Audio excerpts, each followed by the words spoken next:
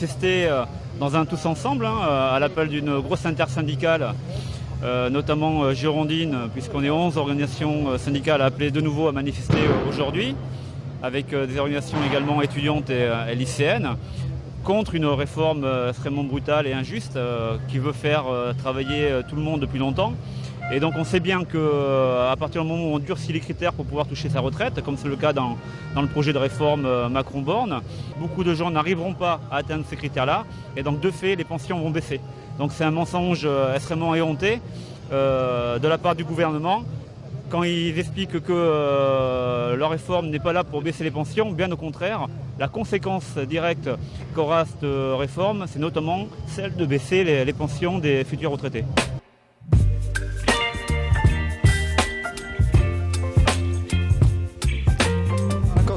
Les gens ne sont plus en activité dans le bâtiment des travaux publics à partir de 57-58 ans.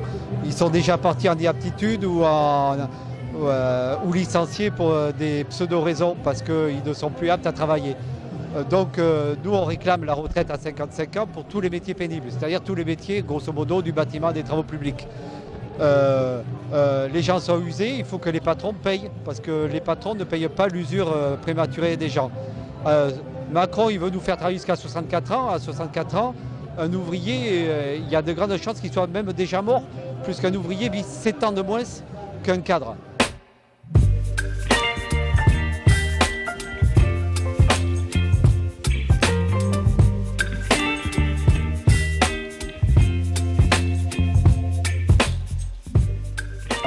Il faut vraiment que les salariés soient reconnus dans nos métiers pour la pénibilité et la dangerosité. On a un mort par jour travaillé sur nos chantiers en France et on a un accident avec arrêt toutes les 2 minutes. Voilà, un salarié sur 18 a un accident de travail par année avec arrêt. Voilà, c'est ça les données, c'est du factuel, c'est vérifiable à la CARSAT. Et voilà, c'est pour ça la pénibilité, la dangerosité, il faut que ça soit reconnu et non essayer de dire qu'il faut faire travailler les salariés sur 64 ans parce qu'en réalité, ils ne travailleront pas. Quoi.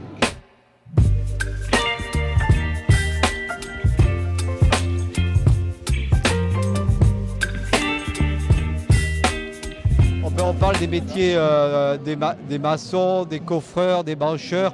On parle des peintres, des gens de l'industrie routière qui nous font l'enrobé sur les routes. On parle de ceux qui nous font les ouvrages d'art. Tous les métiers du bâtiment et des travaux publics sont concernés. À 57 ans, ils ne sont plus sur les chantiers. Ils sont plus. Ils sont partis en inaptitude, ils sont partis en invalidité, ils ne sont plus sur les chantiers. Donc oui, il faut qu'à 55 ans, ils puissent commencer à prendre une retraite normale et se reposer des années de labeur qu'ils ont fait.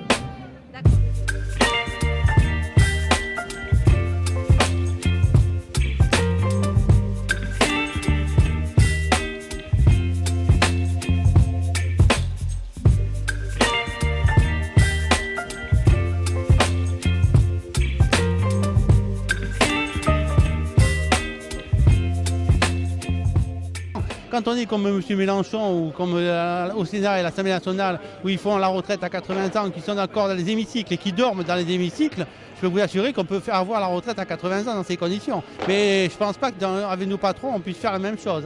Dans les sociétés privées ou dans les collectivités territoriales, je ne pense pas qu'on puisse dormir en parlant son temps de travail. Donc, venez vivre avec nous à 1 200 € par un mois et vous allez bien voir ce que ça donne. Et vous verrez bien qu'on ne peut pas vivre à 1 200 € et survivre. On ne fait que survivre, on ne vit pas. Venez avec nous un mois, venez vivre avec nous, on verra bien.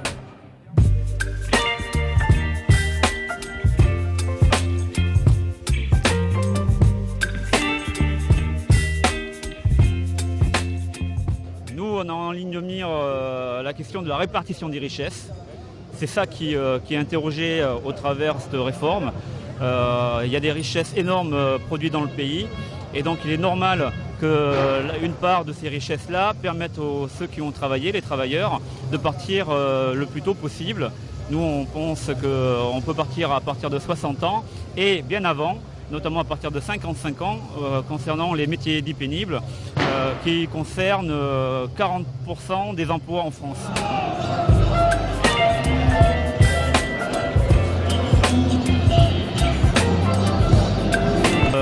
de nouveau, le président du corps a été auditionné à l'Assemblée nationale récemment et ils disent bien qu'il n'y a pas de péril en la demeure et que le système est périn et peut perdurer bien longtemps comme ça, au moins jusqu'à 2070 de mémoire. Donc la question, ce qui a été mis en avant, la question de 12 milliards de déficit sur le budget, un budget qui est de plus de 350 milliards par an, cette question de 12 milliards et qui est que temporaire en plus sur quelques années, on voit bien est un argument fallacieux pour expliquer que le système mis en péril, c'est faux. La réalité, c'est ce que nous on dit, c'est que compte tenu des critères qui ont été durcis, qui veulent durcir pour atteindre la possibilité de toucher une retraite, la conséquence, ça va être une baisse des pensions. Et donc les gens, ils ont besoin de vivre. Donc à partir du moment où votre pension ne vous permet plus de vivre, ils vont faire quoi les futurs retraités? Eh bien, ils vont aller vers les systèmes assurantiels, ce qu'on appelle la capitalisation, les systèmes privés. Et c'est bien ça, notamment, qu'a le gouvernement. Il avait en tête en 2019-2020, quand ils ont voulu mettre en place un système à points, qui également avait pour conséquence de baisser les pensions. Là, également, en durcissant ces critères-là, les pensions vont baisser. Et c'est du coup envoyer dans les bras, les mains et les intérêts des assurances une grosse part des retraités qui voudront de fait pouvoir vivre décemment de leur travail.